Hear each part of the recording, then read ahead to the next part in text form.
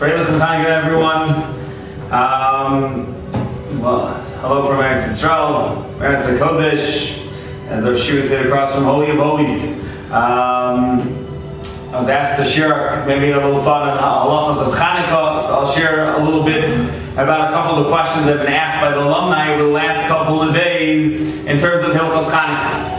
That is specifically on what happens, or is it permissible to light other than the time that is l'chatchila the time to light. Okay, it happens a lot where people's parents come home late from work, they can't get out earlier on, and they want to light then. What should one do in this situation with his family? Should light at the l'chatchila time. At the end, I'll share with you what Oreinu Rabbeinu Rav Sol shared with us.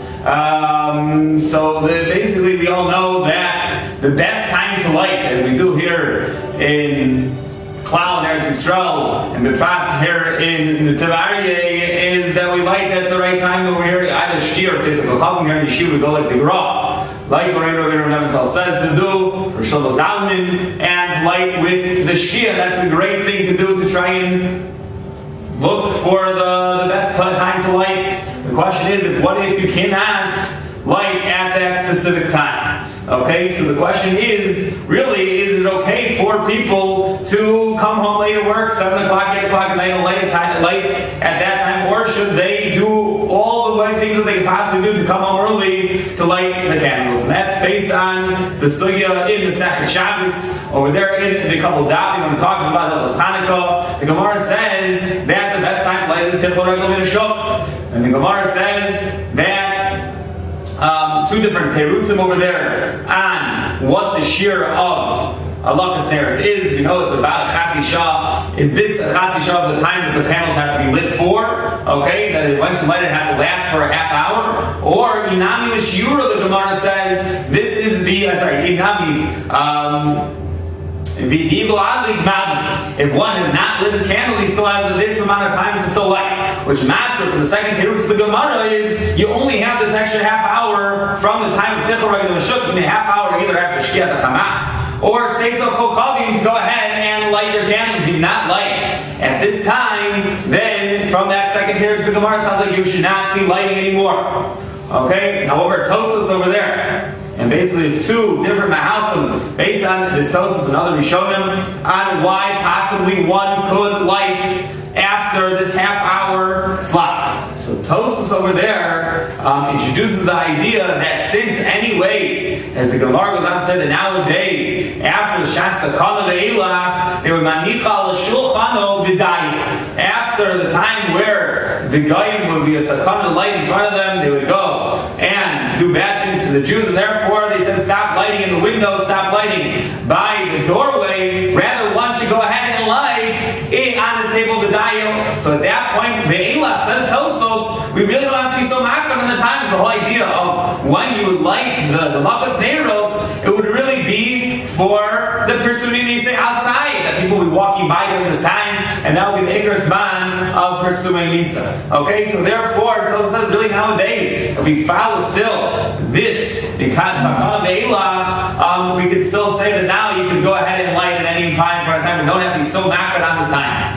Furthermore, there's another reason why there's room to be makel nowadays, is because nowadays Persuni doesn't really end when there's Tichel Regel Min Hashuk. Let me correct myself. Tichel Regel Min Hashuk nowadays is much later than the time it used to be in the Gemara. When we get dark outside, we have lights outside, and therefore people walk around much later at night, depending on where you live. Tichel Regel Min Hashuk could be 9 o'clock, 10 o'clock, 12 o'clock, some places in the world, it might never be Tichel Regel Min Hashuk. Okay, here living in the Roma Yehudim Baruch Hashem, Schutz Gadol, and one of the Schutz, and you see that there's people, Jews still walking around till very, very late at night. Got one light outside my door, there are going to be people seeing my candles till very late at night. Without getting to the ramifications, maybe then you should have your lights, candles lit all night long. That we're not talking about. But from over here, some people want to point out that since Tichel Regel Min Hashuk, technically people are still around later on to light candles, especially if you're going to light in your living room window facing to Rosh Hashanah. So at that point, it's still going to be Persuni Nisa. It's not so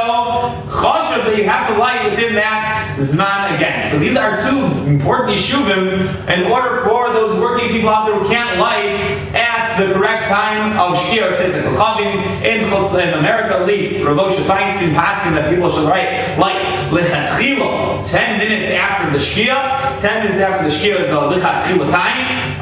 But as you see over here, there is room to be made for someone who can't light at that time. So therefore, Moreinu Rabbeinu Rav Nebenzahl told me today, I asked him if if someone is a working man, how much does he have to be matriach to come home from work early? I said their employees, everyone is working with for 8 days and they walk home early, it's going to look funny. So number one, Nebenzahl, and is really, to me, this takeaway says not only that, who says they're allowed to come home early? We all know that here is going to cause his employer a hefsid because he's going to leave work early. Who says he's allowed to work early? In that case, he's mechuyev to stay at work. Okay, some people have their own balabatim, and if they're all their own balabatim, for many reasons, they should try and come home at the right time in life and the correct time, because it could be number one, according to the Rambam, you might not be yotzi at another time. Furthermore, what I spoke about last year on these Chanukah Shiurim was the psak from Rosh Zalman and most Gedolim that if people are learning in Kollel, people are learning yeshivas, and they're in the middle of the afternoon seder, 4:30, 4:40 in the afternoon, when Shkia Sachama comes, nevertheless they should go ahead and leave the Beis Medrash to go light at the Lichatchila time. And if that's true, if we're going to have thousands upon thousands of people being mevatel their Talmud Torah, but they're going to leave afternoon seder in order to light in the best time possible. It shows that is a very chashuv inyan in order to write in the lichatchila zman, and therefore kal v'chomer, if someone can leave work, as the building leave work early, so that would be the best thing for him to go ahead and light at the correct time.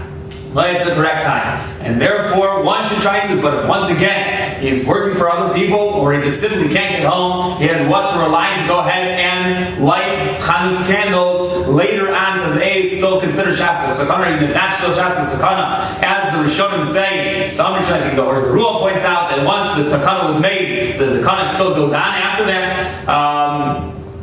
And in addition to that, it still could be Techel Regel and Shuk in certain places. So we have what to line to light that. The question though is, for you guys who are still in YU, let's say, or other places where they're not necessarily balabatin, where they can't get over early, should they wait for the father to go ahead and light Halakas Neris in the Megard, the Mekayim, the Mahajim, the Ramah that everyone lights? Or should they wait for their father to come home to have everyone light together?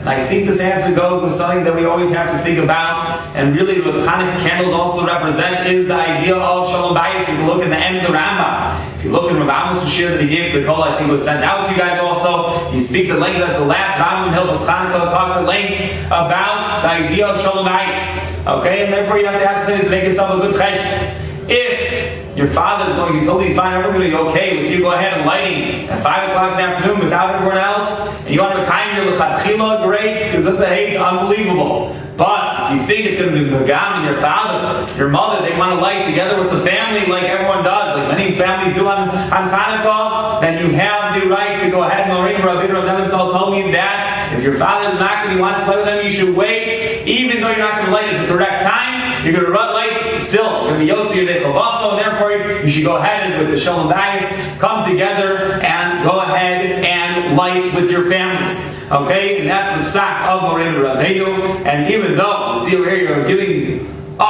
maybe the lichatchila way of doing the mitzvah, but sometimes, guys, we always have to be cheshbonus when it comes to a lot of things that are Oda Avodas Hashem. We can't be selfish when it comes to Avodas Hashem, guys. Remember this. We try in yeshiva to try and drive this point home as much as possible. You have to be samuta ra'ah to constantly be asking shilas when something comes up. When there's a halachic thing that tells you one thing and another halachic thing tells you another thing, the cheshbon is always very hard to make. And over here, guys, Moreinu Rabbeinu said, you should go after the Shalom Bayis, you should go after what your father would like over here, even at the expense of lighting Hanukkah candles at the most lichatchila time. Okay? And we can always remember, I'll end with this, is everyone heard the story of the Rebbe of the Chavetz Chaim. Chavetz Chaim was once by his Rebbe wanting to go see how he lights candles.